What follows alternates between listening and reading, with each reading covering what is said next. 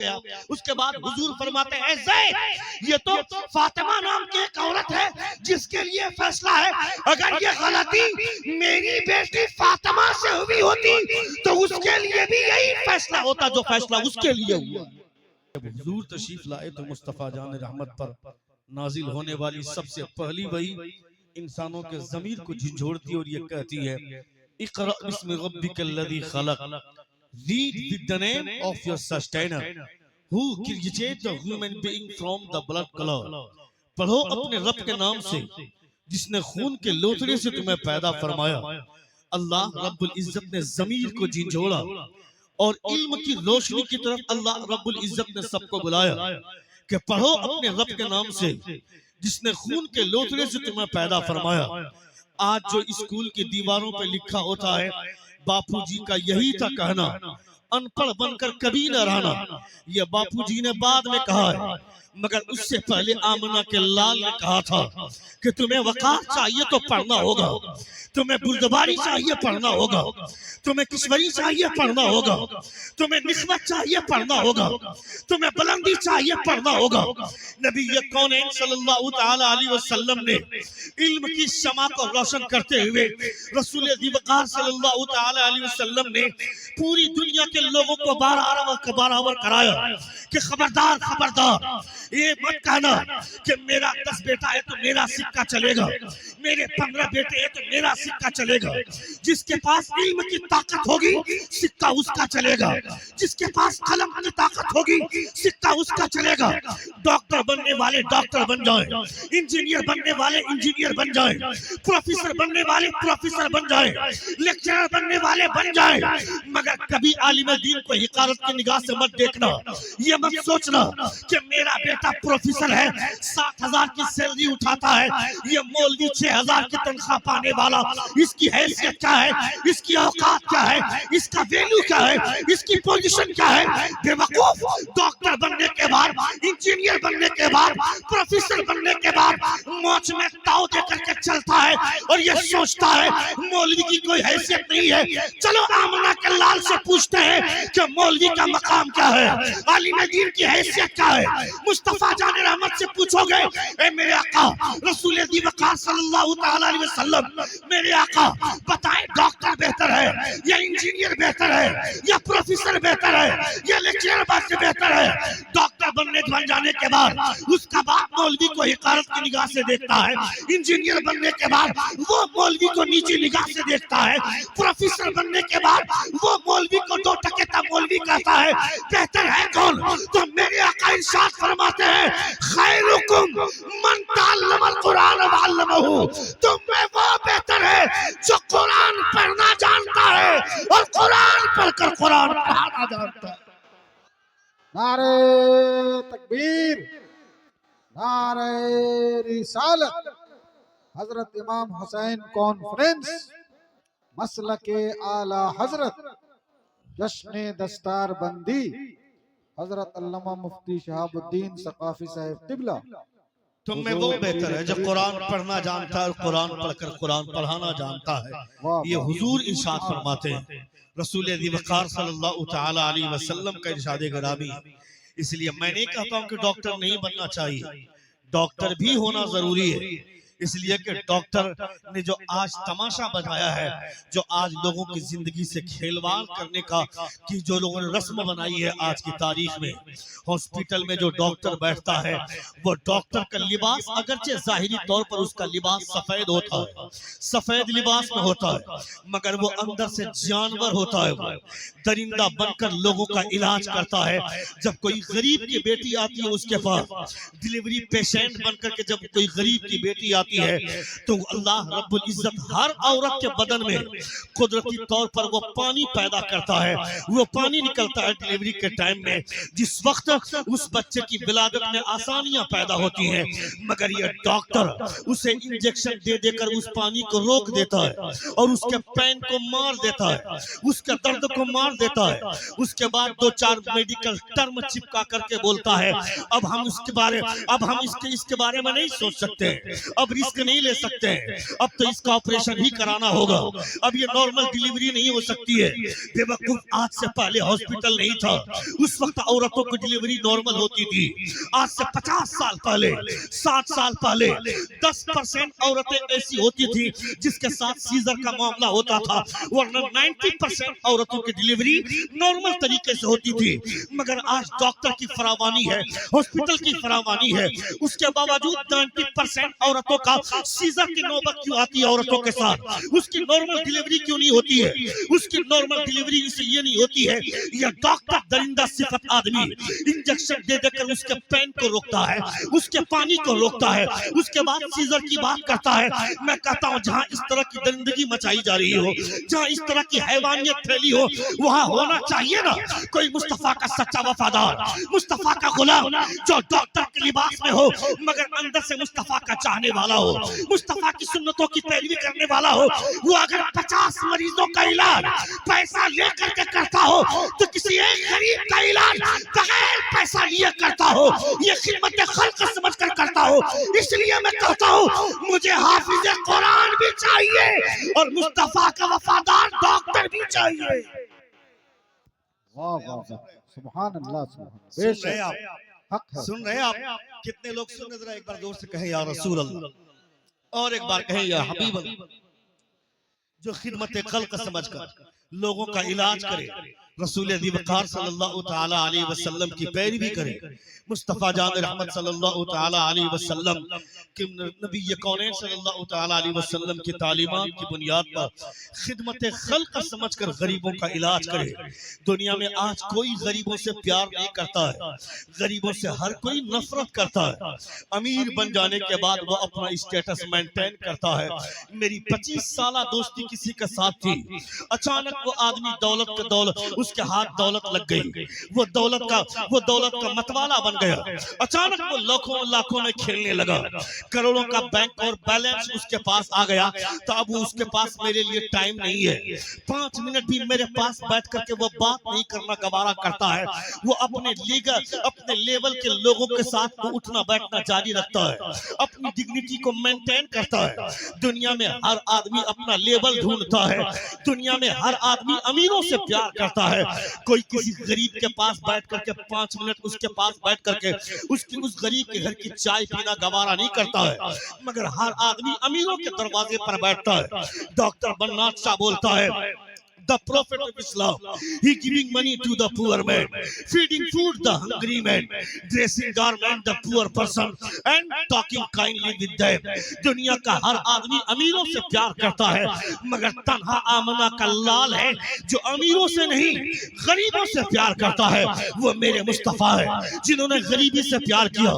मुस्तफा जान रहमत सल्लल्लाहु अलैहि वसल्लम ने he spent his time sitting with poor, जिन्होंने गरीबों के साथ बैठकर अपना वक्त गुजारा। जो चबूतरे में बैठने वाले लोग हैं जिनको असहाबे सुफ़ा कहा जाता है, दुनिया में सबसे पहली, दुनिया की सबसे पहली दरसगाह, दुनिया का सबसे पहला मदरसा जहां पर बैठ करके सहाबाए कराम नबी से दर्स लेते थे, सूफियत की तालीम लेते थे, जिंदगी गुजारने का ढंग सीखते थे, जिंदगी गुजारने का सलीका सीखते थे, वो असहाबे सुफ़ा जिनके बारे में कुछ अमीर लोग आए थे हुजूर की बारगाह में और कहा था, ऐ मोहम्मद हम भी तुम्हारा कलमा पढ़ना चाहते हैं, मगर तुम्हारा कलमा पढ़ने का मन इसलिए नहीं करता है, ये जो गरीब लोग तुम्हारे पास आते हैं जिनके कपड़ों से बदबू आती है, ये 6 दिन तक नहाते नहीं है, इनके पास एक ही कपड़ा होता है, एक ही कपड़ा पहनकर ये गरीब लोग तुम्हारे पास बैठे रहते हैं। इन गरीबों के कपड़ों और फटे हुए कपड़ों की वजह से अमीर लोग कलमा नहीं पढ़ते हैं। इन लोगों को हटा दो तो मैं भी कलमा पढ़ लूंगा। मेरे साथ साथ और भी जायदाद वाले, बड़े बड़े पैसे वाले, सरमायादार, वो लोग भी तुम्हारा कलमा पढ़ लेंगे। हुजूर कुछ कहते, उससे पहले अल्लाह रब्बुल इज्जत ने कुरान की आयत देकर भेजा, वस्बिर नफ्सक मअल्लज़ीना यदऊना रब्बहुम बिलगदाति वलाशि युरीदूना वजह वला तादु ऐनाका अन्हुम तुरीदु ज़ीनतल हयातिद दुनिया वला तुति मन अग़फलना क़ल्बहु अन ज़िक्रिना वत्तबअ हवा व कान अमरुहु फुरुता। अल्लाह फरमाता है मेरे महबूब इन गरीबों को अपनी बारगाह से मत हटाइएगा। अमीर कलमा पढ़े न पढ़े इसकी परवाह मत कीजिएगा। इस्लाम को आज भी फायदा गरीबों से हो रहा है और कुर्बे क़यामत भी इस्लाम को फायदा गरीबों से होगा। जोर से बोले, जोर से नारे तकबीर, नारे रिसालत, मसलके आला हजरत। वाह वाह वाह, सुभान अल्लाह। इस्लाम को फायदा आज भी गरीबों से हो रहा है और कुर्बे क़यामत भी इस्लाम को फायदा गरीबों से होगा। मैं कहता हूँ जिसके पास पैसा होता है उसका बेटा मदरसे में पढ़ता है नहीं पढ़ता है। जो करोड़ों में खेलता है उसको पूछ कर अपने बेटे को मदरसे में क्यों नहीं पढ़ाता है। करोड़पति बाप का बेटा वो डॉक्टर बनेगा, करोड़पति बाप का बेटा इंजीनियर बनेगा, करोड़पति बाप का बेटा प्रोफेसर बनेगा, करोड़पति बाप का बेटा इंजीनियर बनेगा। मदरसे में कौन पढ़ाएगा? रिक्शा चलाने वाले आदमी का बेटा। मदरसे में कौन पढ़ेगा टेम्पू चलाने वाले का बेटा, जमीन में हल जोतने वाले का बेटा। मैं कहता हूँ तुम्हारी मस्जिद में जो इमाम बन करके मुस्तफा जान रहमत की जगह पे खड़ा होकर के नमाज पढ़ाता है उस इमाम से पूछो वो किसी गरीब परिवार से बिलोंग करता है। तुम्हारे मदरसे में जो पढ़ाने वाले लोग हैं उनसे पूछो वो भी किसी गरीब परिवार से बिलोंग करता है। सेठों का बेटा डॉक्टर बनता है, सेठों का बेटा इंजीनियर बनता है, सेठों का बेटा प्रोफेसर बनता है, मगर गरीब का बेटा हाफिज कुरान बनता है, गरीब का बेटा आलिम दीन बनता है, गरीब का बेटा मुहद्दिस बनता है, गरीब का बेटा मुफ्ती बनता है। तो मैं कहना चाहता हूँ तेरे मदरसे का वकार गरीबों ने बचाया है, तेरी मस्जिद की खूबसूरती गरीबों ने बचाया है। इसलिए मैं कहना चाहता हूँ आलिमों को कद्र की निगाह से, गालिबों को हिकारत की निगाह से मत देखो। ये गरीब जरूर है मगर कुरान की आज़मत बचाने वाले ये उलमा हैं। सुन रहे हैं आप? सुभान अल्लाह, सुभान अल्लाह, सुभान अल्लाह। कितने लोग सुन रहे हैं? जरा हाथ उठाकर कहें या रसूल अल्लाह, और एक बार कहें या हबीब अल्लाह। इसलिए गरीब मैं अमीरों से ये नहीं बोल रहा हूं कि अमीरों से नफरत है, मगर बात जो फैक्ट की है अमीर लोग अपने बच्चों को नहीं पढ़ाते। जो मदरसे के सदर होते हैं वो भी अपने बच्चों को मदरसे में नहीं पढ़ाते। जो मदरसे के सेक्रेटरी होते हैं वो भी अपने बच्चों को मदरसे में नहीं पढ़ाते। जो खजानची होते हैं वो भी मदरसे में अपने बच्चों को नहीं पढ़ाते। रमजान के महीने में पूरा चंदा करके उलमा हजरात ला करके जमा करते हैं और उस पैसे पर सदर और सेक्रेटरी नाग की तरह बैठता है, नाग बन करके बैठता है। और 5,000 अगर एडवांस लेने की जरूरत पड़ती है तो 15 बार फोन करवाता है वो सेक्रेटरी, 50 बार अर्जी लगानी पड़ती है तब उसके जेब से 5,000 रुपया निकलता है, जैसे अपने बाप का पैसा दे रहा है।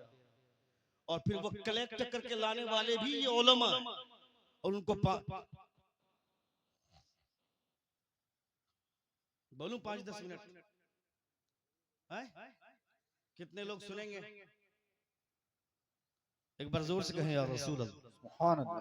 और एक बार कहें या हबीब अल्लाह। अपने बच्चों को पढ़ाना चाहिए।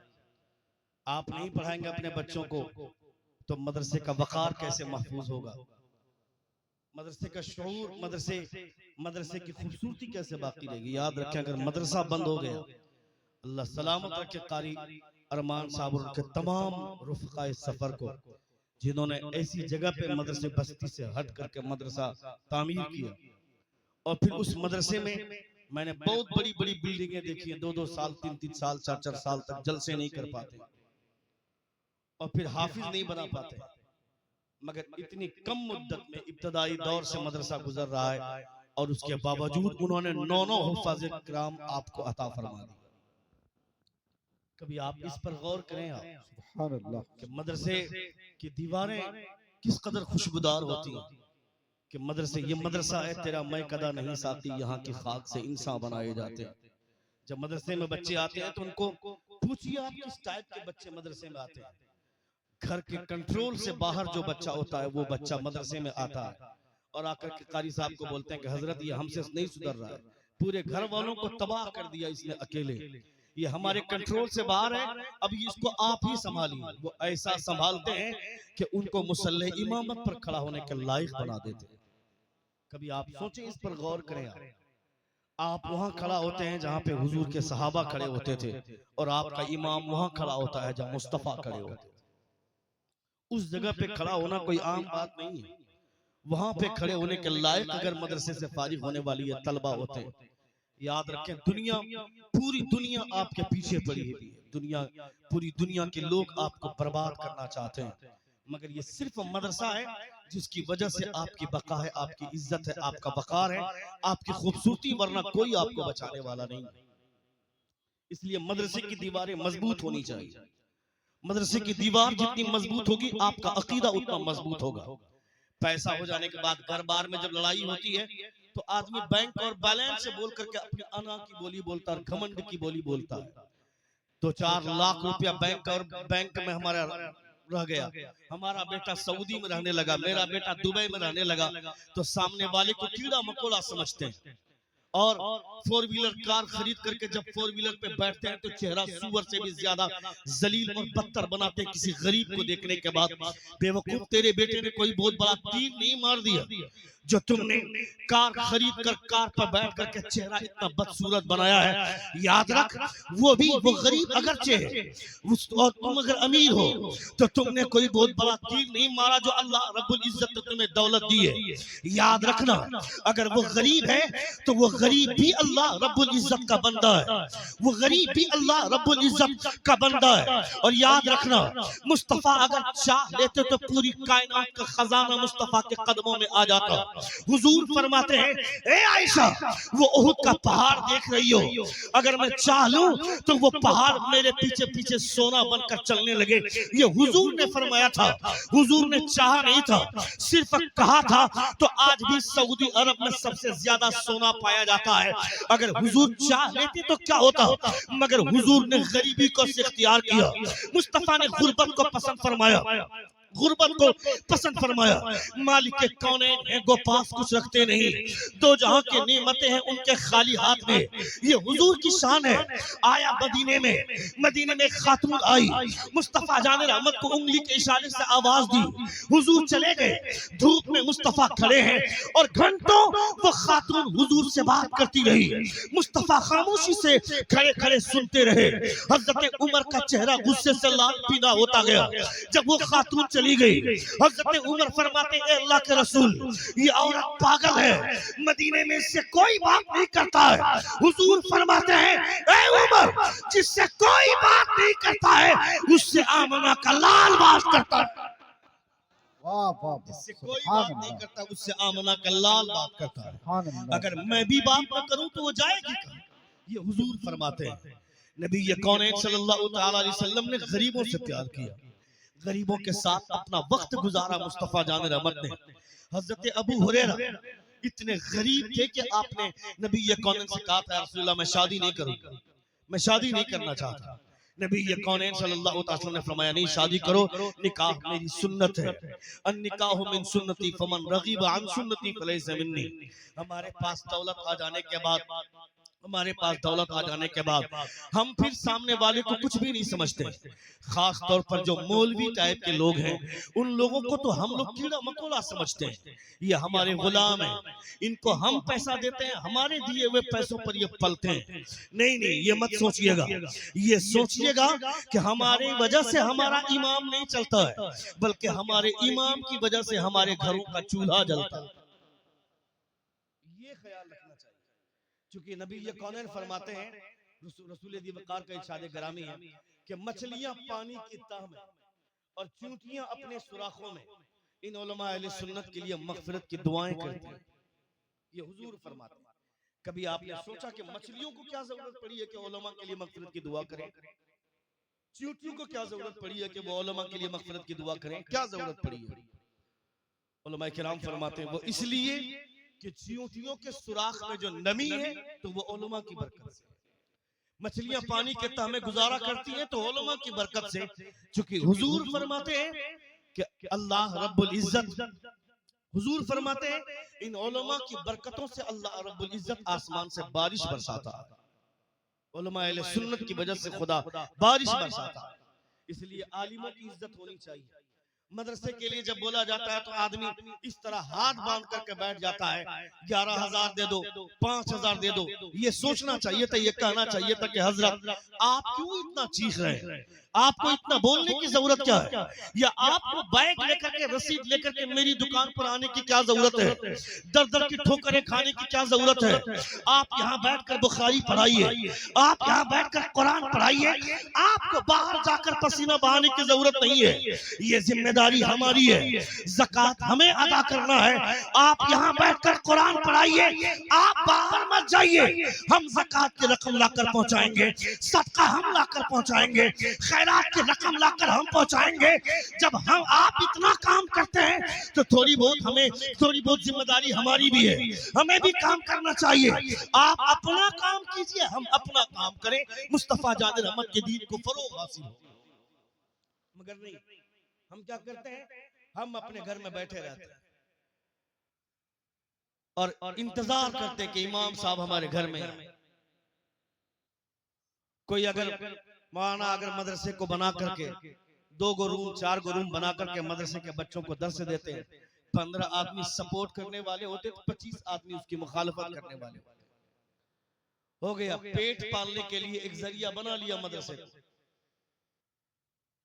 ये सिर्फ पेट पालने वाले लोग हैं। वो अगर अपना पेट भी पाल रहा है तो वो हाफिज कुरान बना रहा है।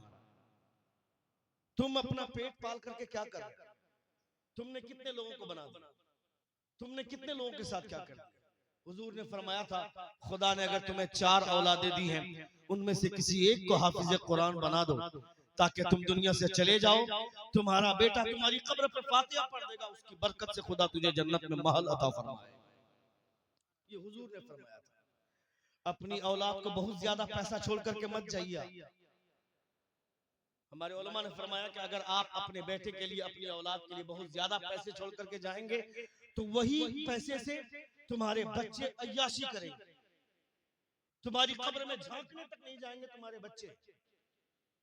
जिन लोगों का बाप दुनिया से चला गया, कितनी बार अपने बाप की कब्र पे जाते हैं?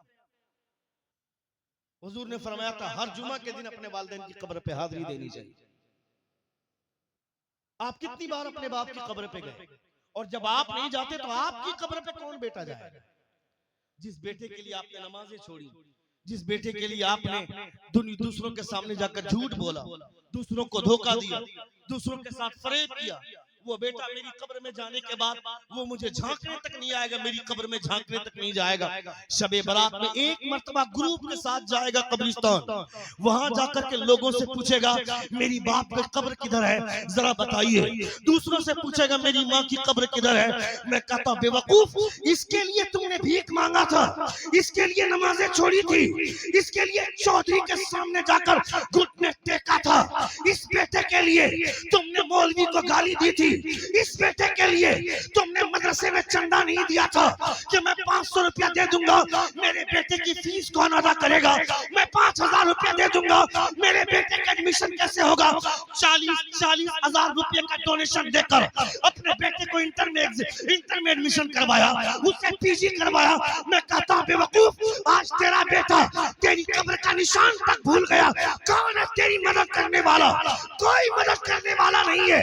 इसलिए हुजूर फरमाते हैं, अपने बेटे को हाफिज कुरान बना दो, तुम्हारा बेटा तुम्हारी कब्र के बाहर खड़ा हो जाएगा, खुदा तुझे जन्नत में महल अता फरमा दे। ये हुजूर फरमाते हैं। सुभान अल्लाह, सुभान अगर हम अपनी कान में रुई डाल करके रुई ठूस कर सोए रहते, कौन हमें समझ? सबके दिमाग में नशा चढ़ा हुआ है कि मेरा बेटा डॉक्टर बनेगा। मैंने अपने बच्चों को दलाल बना दिया, मैंने अपने बच्चों को छिछोरा बनाया।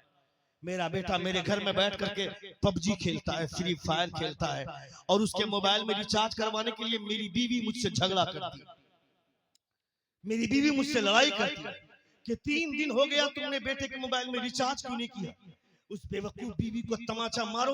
तुम्हारा बेटा 15 साल का हो गया, 20 साल का हो गया, अभी तक उसने नमाज पढ़ने के बारे में इरादा नहीं किया है। जुमे में जाता है तो आखिर वक्त में जाता है, फर्ज की नमाज जबरदस्ती पढ़ करके जुमे की 2 रकात पढ़ करके भागता है, कभी उसके बारे में नहीं बोली। तुम्हारा बेटा नमाजें छोड़ता है, कभी उसके बारे में मुझसे झगड़ा नहीं की। मोबाइल में रिचार्ज करवाने के लिए वो पबजी खेलेगा, फ्री फायर खेलेगा, रात भर वो लड़कियों से बातचीत करेगा, फिल्में देखेगा, सीरियल देखेगा, उसके लिए झगड़ा करती है। तुम्हें तो ये होना चाहिए था कि तुम ये बोलती है, तुम ये बोलती इसके मोबाइल में तब तक रिचार्ज मत कीजिए जब तक ये मुसल्ला बिछाकर नमाज की नियत नहीं बांध ले। ये शौक कौन जगाएगा? ये शौक हमारे घर की खातून जगाएगा। जब हमारी बीवी ही नमाज नहीं पढ़ती, हमारी बेटी नमाज नहीं पढ़ती, हमारी बहन नमाज नहीं पढ़ती है, दुनिया तुम्हें मार रही है, काट रही है, और फिर भी तुमको अब तक ये समझ में नहीं आ रहा है कि अल्लाह रब्बुल इज्जत की तरफ लौटना चाहिए, हुजूर की तरफ लौटना चाहिए। दुनिया में हमें अगर कोई बचाने वाला है तो सिर्फ अल्लाह रब्बुल इज्जत की जात है, सिर्फ मुस्तफा की जात है। देवबंदियों को बुरा भला बोलते, बोलूं और 10 मिनट बोलूं? कितने लोग सुन रहे हैं? असल में इतनी खामोशी से आप सुन रहे हैं, रात के 1:20 हो गए, आप सुन रहे हैं, मैं इसी का शुक्रिया अदा कर रहा हूं। आपका बोलना जरूरी नहीं है, आपका सुनना जरूरी है, क्योंकि ये वक्त हंगामा आराई का है ही नहीं। मैं अगर अभी आपको जबरदस्ती बुलवाना चाहूंगा तो कहीं ऐसा ना कि 2-4 आदमी और घट जाए, इसलिए जितने हैं वही ठीक है। हुजूर पीर साहब किबला तशरीफ फरमा, अल्लामा सैयद नफीसुर रहमान साहब किबला, चेहरा का रंग देखिए, चेहरा बताता है कोई अल्लाह वाला है। सुभान अल्लाह, जोर से बोले, जोर से बोले। फातिमा ज़ादों के चेहरे की नूरानियत देखने के बाद ये एहसास होता है, जब इनके चेहरे की रंगत का ये आलम है तो इमाम हुसैन के चेहरे की रंगत का आलम क्या होगा? जोर से बोले, जोर से बोले। हजरत इमाम हुसैन रज़ियल्लाहु ताला अन्हु, नबी कौनैन सल्लल्लाहु ताला अलैहि वसल्लम के शहजादे, मुस्तफा जान रहमत सल्लल्लाहु ताला वसल्लम के नवासे, हुजूर फरमाते अल हसन वल हुसैन सैयद। हेलो भाई साहब, hello, what happened sir? It's not fair. 5-10 minute सुन लें। मेरे लिए ये वक्त थोड़ा सा मुझको नामुनासिब लग रहा है, लेकिन मैं फिर भी इसकी कदर करता हूं कि अगर हर आदमी चाहेगा कि मैं 11 बजे मेरी तकरीर हो तो फिर हो गया ना, फिर जलसे का मामला खत्म। इसलिए किसी को तो क्या कहते हैं 12 बजे के बाद बोलना होगा, 12 बजे के बाद बोले या 12 बजे से पहले बोले, लेकिन बोलना तो होगा ना। और हर आदमी ये चाहेगा कि हमारे सामने यहाँ से लास्ट कुर्सी तक मजमा रहे, कोई जरूरी नहीं है मेरे सामने 15 लोग बैठे रहे, मगर हुजूर की बात सुनने का जज्बा लेकर के बैठे तो काम हो जाएगा हमारा। जब हुजूर गौसे आदम रज़ियल्लाहु ताला अन्हु ने तकरीर शुरू की थी, आपके सामने 3 लोग थे, फिर धीरे धीरे वो तादाद इतनी बढ़ गई कि आपने बड़ा मैदान लिया और बड़े मैदान में तकरीर करनी शुरू की। 70,000 का मजमा हुआ आपके सामने, और फिर वो हुजूर गौसे आजम की आवाज का कमाल कि जो आवाज पहली सब में वही आवाज आखिरी सब में, वो हुजूर गौसे आजम का कमाल है।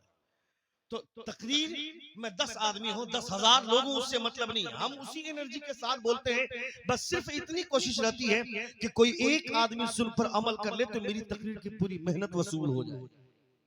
और यही ख्याल से हर आदमी को बैठना चाहिए कि नबी की महफिल में बैठे तो थोड़ी देर कुछ सीख करके बैठे। 4 दिन किसी मौलवी के साथ बैठने का मतलब है घूम लेने के बाद आदमी समझता कि मैं मुफ्ती बन गया। हुजूर मुहद्दिस कबीर अल्लामा दियाउल मुस्तफा साहब किबला मददिल्लाह नूरानी हदीस दानी के हवाले से इतना मजबूत शख्स, इतनी मजबूत शख्सियत कि फला बाब में एक हदीस है, उसका एक टुकड़ा फला बाब में, उसका रावी कौन, इसका रावी कौन, अहवाले रिजाल के हवाले से इतनी गहरी मालूमात अगर आज की तारीख में हिंदुस्तान में किसी को है तो वो हुजूर मुहद्दिस कबीर है। जोर से बोले, वो हुजूर मुहद्दिस कबीर है। वो फरमाते हैं, आपने सुना ना, हुजूर ताजुल शरिया अलैहि रहमा के हवाले से सुना था ना, कटक में, उड़ीसा में, जगत सिंहपुर डिस्ट्रिक्ट में, रसूलपुर गांव में जो एक प्रोग्राम हुआ था, उस प्रोग्राम में अचानक हर तरफ लाइट चली गई। हुजूर ताजुल शरिया स्टेज पर थे, लाइट चली गई, किसी का चेहरा नजर नहीं आता था, मगर हुजूर ताजुल शरिया का चेहरा चमक रहा था।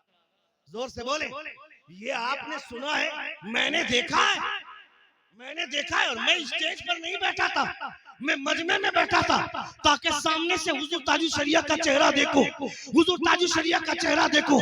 सारे लोग बोल रहे थे वो देखो ताजुल शरिया, वो देखो बीच में ताजुल शरिया बैठे, वो देखो हुजूर ताजुल शरिया बैठे। मैं कहता हूँ जब हुजूर ताजुल शरिया के चेहरे की नूरानियत का ये आलम है तो इमाम अहमद रजा के चेहरे का आलम क्या होगा?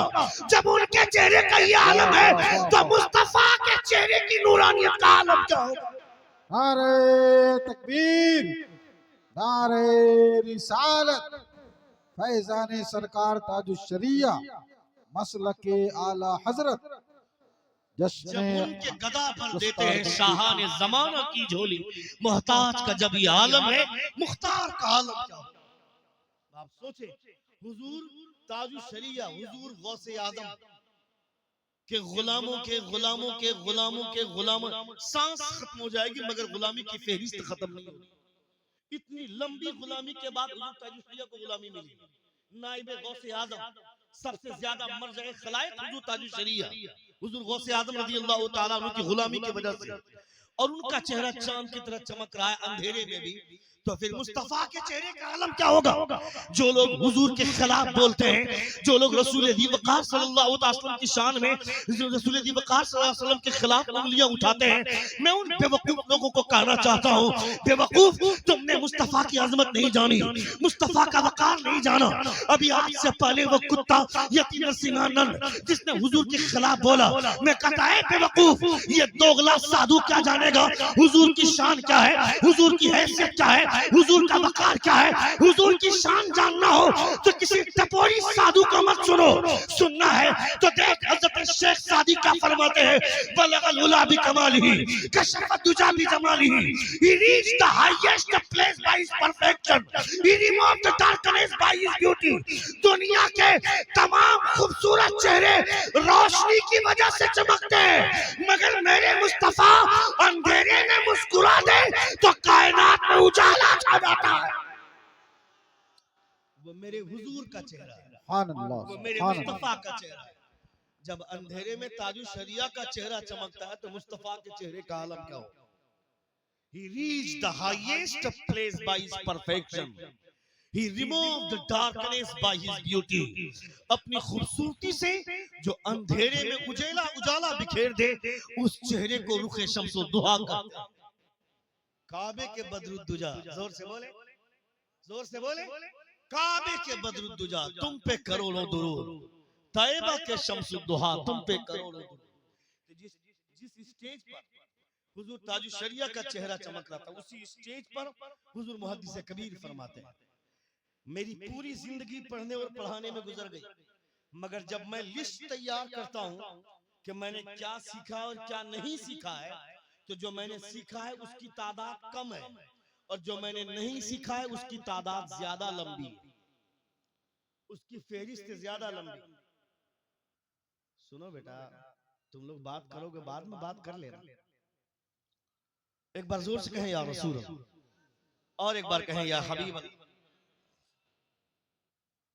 तो रसूल दी वक़ार सल्लल्लाहु तआला अलैहि वसल्लम के मदरसे को उरूज मिलना चाहिए, क्योंकि मदरसे को हर कोई तोड़ने की कोशिश कर रहा है, और तुम अगर बनाने की कोशिश करोगे तो दुनिया वाले तोड़ते रहे। तुमको कितने मदरसे तोड़ो तुम। हम मदरसा बनाने का काम करेंगे, तुम मदरसे को तोड़ने का काम करोगे। तुम जितना तोड़ोगे उतना मदरसा बनेगा। याद रखना, फिर भी इस्लाम का परचम जैसे कल बुलंद था आज भी बुलंद है, और सुबह क़यामत तक इस्लाम का परचम बुलंद रहेगा। क्योंकि हमारे हौसले कमजोर नहीं है।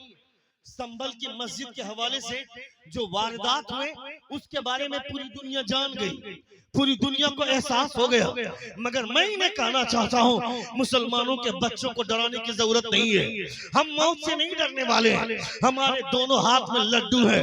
हम अगर बिस्तर पे मरते हैं फिर भी कब्र में मुस्तफा से मुलाकात होती है। हम मैदान में मरते हैं फिर भी मुस्तफा से कब्र में मुलाकात होती है।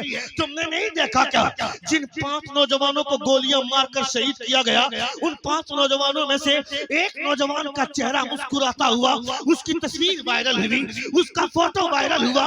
उसका मुस्कुराता हुआ चेहरा देखने के बाद ये एहसास होता है, और अल्लामा आसिफिया का वो शेर याद आता है, आज फूले न समाएंगे कफन में आसी जिसके जोया थे, उस गुल से मुलाकात की रात तुम हमें मौत का नाम देते हो, हम उसे मुस्तफा से मुलाकात का बहाना समझते हैं। जोर से बोले सुभान अल्लाह, सुभान बेशक। अच्छा, ये किसने कहा कि मजमे से नारा नहीं लगना चाहिए? ये किसने कहा? अच्छा, अभी तक कोई नहीं उठा यार।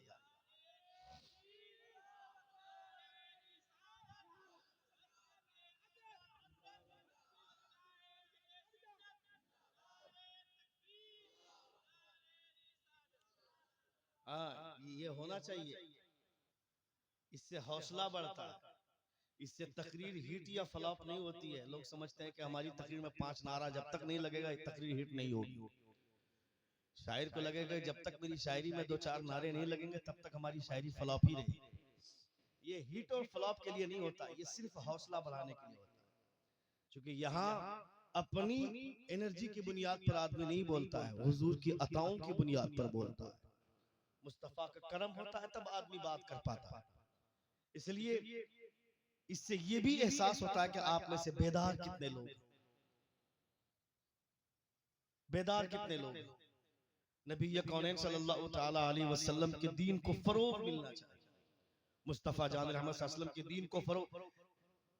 उंदुलुस में स्पेन की धरती पर मुसलमानों को मूली और गाजर की तरह काटा गया।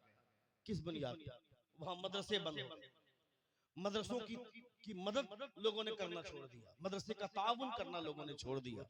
धीरे धीरे मदरसे के तमाम तर मामला ठप होते गए, मदरसे बंद हो गए। जब मदरसे बंद हो गए तो लोगों के दिलों से शऊर निकलता गया। वक्त आया कि मुसलमानों को मूली और गाजर की तरह काटा गया। इसलिए मदरसे को बाकी रखना चाहिए। नबी कौनैन सल्लल्लाहु अलैहि वसल्लम ने ऐसे ही नहीं, रसूल दी वकार ने मदरसे की बुनियाद रखी ताकि लोगों के सीने में इल्म की खुशबू आएगी तो पूरी दुनिया में उसकी जीत होगी, उसकी इज्जत होगी। इल्म की वजह से, पावर की आपके पास रहेगा तो इल्म की वजह से। अगर आपके पास इल्म नहीं रहेगा तो आपका कोई वैल्यू नहीं। जो जज बैठ करके कलम चला रहा है और हर जगह से खुदाई और सर्वे के हवाले से जो ऑर्डर करने की बात कर रहा है, उसके पास कलम की ताकत है तो उसका इस्तेमाल गलत कर रहा है। अगर उस जगह पे मुस्तफा का कोई सच्चा वफादार होता तो अपने बच्चों को इस पर भी ज़हन डाले ना, अपने बच्चों को पढ़ाए ना, अपने बच्चों को उस जगह पे ले जाकर बैठाए ना, ताकि आपका बच्चा बैठेगा तो वो सिर्फ चेहरा नहीं देखेगा, मुस्तफा की हदीस की, मुस्तफा की अहादीस की रोशनी में वो फैसला करेगा। हजरत उमर फारूक पर किसी ने मुकदमा दायर कर दिया, मुकदमा दायर कर दिया। कहा उमर, कपड़े जब मिले थे बराबर सबको तकसीम हुए थे, मगर हमारा जुब्बा छोटा, आपका जुब्बा लंबा कैसे हो गया? अमीरुल मोमिनीन हजरत उमर, उन पर मुकदमा दायर कर दिया। हजरत अमीरुल मोमिनीन उमर फारूक अदालत में आ रहे, चीफ जस्टिस ने देखा तो खड़े हो गए। अमीरुल मोमिनीन फरमाते मुझे देखकर खड़े हो गए, मैं इस वक्त अमीरुल मोमिनीन की हैसियत से नहीं, एक मुल्जिम की हैसियत से आ रहा हूँ। मुझे देखकर खड़े हो गए, इसका मतलब है कि तुम चेहरा देख करके फैसला करते हो, और जो चेहरा देख करके फैसला करेगा मुस्तफा की अदालत में वो काजी बनने का हकदार हो ही नहीं सकता। उमर का इंसान, यहाँ तो जज खरीदा जा रहा है, बेचा जा रहा है, वकील खरीदे जा रहे हैं, बेचे जा रहे हैं। तुम देख रहे हो सारे फैसले किस तरह जज खरीदे और बेचे जा रहे हैं। इसीलिए हुजूर आला हज़रत फरमाते हैं ये अदालत नहीं कचहरी है। अदालत मदीने में, अदालत मुस्तफा की होती है। नबी कौनैन सल्लल्लाहु अलैहि वसल्लम जब कोई फैसला फरमा देते एक खातून के हवाले से, फातिमा नाम है उसका, नबी कौनैन सल्लल्लाहु अलैहि वसल्लम जब उनका मामला आया, वो चोरी की थी उस औरत ने, नबी कौनैन ने कुरान के मुताबिक फैसला फरमाया। कुरान कहता है चोर और चोरनी के हाथ काटे जाए, उसका हाथ काटा जाएगा। सहाबा में खलबली मच गई, कहा ये कैसा फैसला है? एक औरत के ताल्लुक से ये फैसला मानते थे हुजूर के फैसले को, मगर फिर भी औरत के ऊपर मर्जी की बुनियाद पर, दया की बुनियाद पर ये सोच में पड़े हुए थे एक औरत का हाथ काट लिया जाएगा। हजरत ज़ैद बिन हारिसा जिनको हुजूर ने मुंह बोला बेटा बनाया था, उनको तैयार किया। सहाबा ने कहा जाइए आप जाकर बात कीजिए। हुजूर से कहिए कोई दूसरा फैसला तजवीज फरमा दे। हुजूर के पास आए हजरत ज़ैद, हुजूर ने जब सुना, हुजूर फरमाते हैं, रावी का बयान है कि जिस तरह अनार को निचोड़ने से लाल रस निकलता है, उसी तरह हुजूर का चेहरा गुस्से से सुर्ख हो गया। उसके बाद हुजूर फरमाते हैं, ज़ैद ये तो फातिमा नाम की एक औरत है जिसके लिए फैसला है, अगर ये गलती मेरी बेटी फातिमा से हुई होती तो उसके लिए भी यही फैसला होता जो फैसला उसके लिए हुआ। तो अदालत मदीने में है, बाकी जगहों पे कचहरी है, चाहे वो पाकिस्तान हो, हिंदुस्तान हो, अमेरिका हो, श्रीलंका हो, बांग्लादेश हो, इन तमाम जगहों पे कचहरी है। अदालत का मतलब इंसाफ से एक जरा सा भी दाएं बाएं कदम न जाए, उसे अदालत कहते हैं। अदालत महशर में लगेगी। अल्लाह फरमाता है, वला युज़लमून फतीला, रत्ती बराबर किसी पर जुल्म नहीं होगा। अदालत उस दिन लगेगी।